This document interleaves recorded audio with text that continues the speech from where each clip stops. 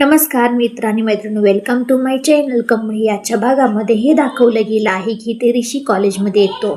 ऋषी कॉलेजमध्ये आल्यानंतर अनिका बोलते, कशी दिसते मी, कशी वाटते तुला मी. आणि तिच्या दोन मैत्रिणीला ते विचारते, आमच्या दोघांची जोडी कशी आहे, लवकरच आमच्या दोघांचं लग्न होणार आहे.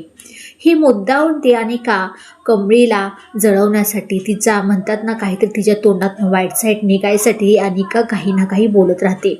ऋषीला एकदम खेटून उभा राहण्याचा प्रयत्न करते ही अनिका. पण अनिका हे असं काही करत असताना ऋषीला अजिबात काही आवडत नसतं आणि तो तिच्याकडे एकदम रागाने पाहत असतो. पण त्याची मजबुरी असते, कारण की त्यांनी वचन दिलेलं असतं नयनताराला की मी अनिकाबरोबर लग्न करेन.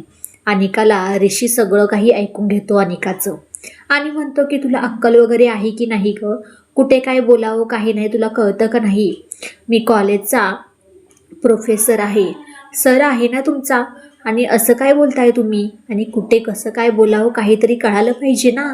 आणि अनिकाच्या मैत्रिणी ऋषीला म्हणल्या असते ते की तुम्ही छान प्रकारे अशा स्टायलिशमध्ये प्रपोज करा. असं काही बोलल्यानंतर ऋषी तर अजूनच भडकतो आणि तो अनिकाला नाही तसलं बोलून तिथून निघून जातो.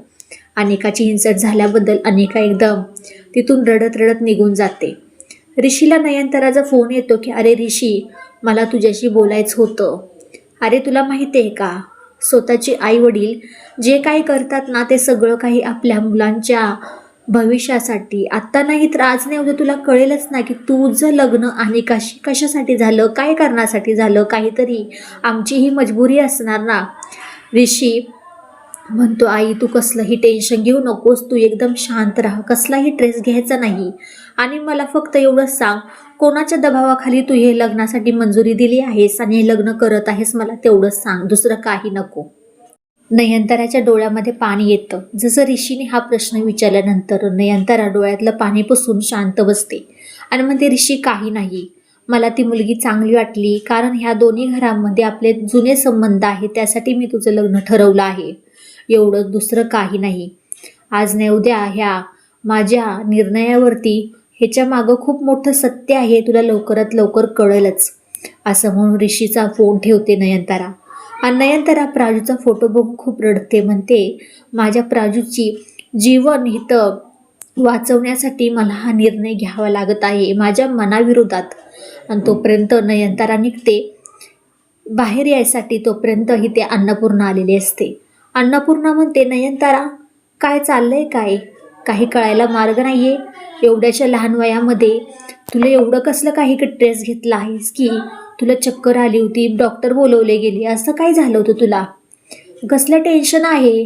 अनिका आणि ऋषीचं लग्न होतंय, ऋषी आमच्या घरचा जावाई बनतोय, हे आमचे सौभाग्यच आहे, पण तू लग्नासाठी मंजुरी तर दिली आहेस ना.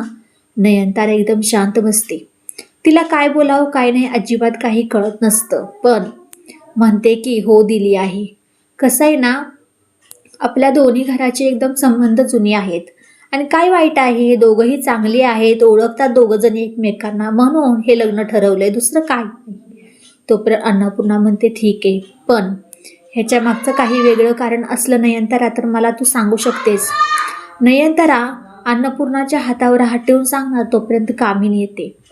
कामिनी म्हणते, वहिनी काय चाललंय काय तुमच्या दोघींचं. नयनतारा त्या दोघींकडे पाहते, घाबरते, म्हणते की आता सध्या माझ्या तोंडातून हे शब्द गेले असते तर काय झालं असतं, माझ्या प्राजूचं कसं झालं असतं, अर्थाचा अनर्थ झाला असता. कमळी आणि निग्गी विचार करतात की ऋषी सर थोडेसे टेन्शन मध्ये आहेत आणि आम्हाला वाटते की ऋषी सर हे कोणाच्या तरी जबरदस्ती करण्यावरून लग्नासाठी तयार झाले आहेत, आपण प्राजूला फोन करून विचारूया.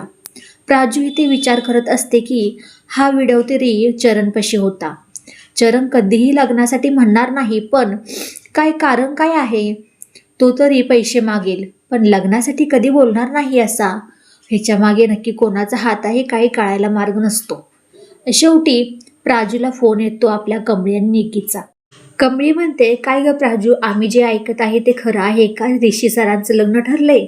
प्राजू म्हणते, हो, पण कारण काय होतं काही कळायला मार्ग नाहीये आणि तूही कॉलेजला आली नाहीयेस. प्राजू रडते आणि आपलं म्हणजे म्हणतात ना आतल्यात मन दाबते, आवाज अजिबात बाहेर येऊन देत नाही. काही म्हणते, काही नाही की कमळी, असंच तुला माहिती आहे ना, आईचा निर्णय आहे तो, असं म्हणून प्राजू फोन ठेवते. कमळी आणि नेगीला थोडा डाऊटच येतो. तोपर्यंत ते ऋषी म्हणतो, देवा मला कोणत्या संकटामध्ये टाकलेस काही माहीत नाहीये. कमळीही त्याला भेटते. ऋषी सर, तुम्हाला लग्नाच्या खूप खूप अभिनंदन असं काय म्हटल्यानंतर ऋषी एकदम खाली मान घालून म्हणतो की कमळी, माझं जरा लेक्चर आहे, मला गडबड आहे, मी जातो. तिच्याशी एकही शब्द बोलत नाही. ही अनिका रडत रडत येते कॅन्टीनमध्ये आणि तिच्या 2 मैत्रिणी. बंड्याला म्हणते आमच्यासाठी काहीतरी खायला घेऊन ये. बंड्या आणतो आणि अनिका म्हणते हा गावछाप 3रा हा पण आहे बघा. तोपर्यंत बंड्या तिच्याकडे रागाने बघतो. अनिका म्हणते तुम्हाला माहिती आहे का, काही जरी झालं ऋषीचं आणि माझं लग्न होणार म्हणजे होणारच, कारण की ग्रॅनी आजींनी अशी काही चालली आहे ना, त्यामुळे नयनतारा चांगलंच ब्लॅकमेल केले. हे सगळं बोलणं बंड्या ऐकतो. बंड्या म्हणतो काहीतरी खरं आहे, ह्याच्यामागे काहीतरी सत्य आहे, हे आपल्याला लवकरात लवकर बाहेर काढलं पाहिजे. आणि कारण की नक्की काय सत्य असणार. आणि गुरुजींनाही ते कामिनी रागिनीने बोलवलेलं असतं. नयनतारा आणि अन्नपूर्णा पण असते. गुरुजी म्हणतात येत्या 2 दिवसामध्ये हे लग्न झालंच पाहिजे. अन्नपूर्णा सगळ्यांपुढे हात जोडून म्हणते नाही, हे लग्न काही होणार नाही 2 दिवसामध्ये. तोपर्यंत नयनताराच्या जीवात जीव येतो. म्हणते की माझ्या बाजूनी कोणीतरी आहे, कोणीतरी वाचवलं माझ्या प्राजूला असं म्हणते. कामिनी रागिनी तोंडावर सापडतात. म्हणतात की या म्हातारीला काय गरज होती बोलायची, मध्ये मध्ये करायची, चांगलं ठरलं होतं ना सगळं. हे सगळं माहीत पडल्यानंतर कामिनीचा नक्की डाव चाल पुढची कुठली असणार आहे. व्हिडिओ शेवटपर्यंत पाहिल्याबद्दल खूप सारे मनापासून धन्यवाद. भेटूया आपण पुढच्या व्हिडिओमध्ये. बाय सगळ्यांना.